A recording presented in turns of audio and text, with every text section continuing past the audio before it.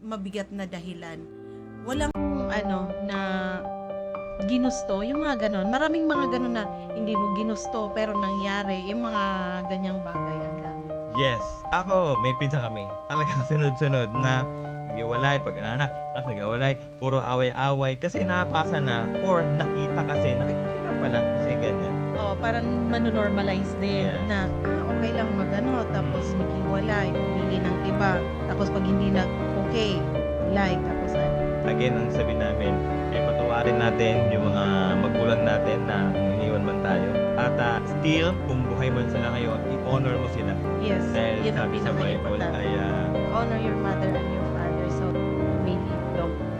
yes. So, kung mababuhay, galangin natin. Diba? Hindi naman sa, galangin natin. Huwag na sa masastin. Yes, pero huwag tayong gagawa ng masama. Oo. Yun, patawarin. Tapos kung nakita natin na mali sila, baga sa time natin, i-correct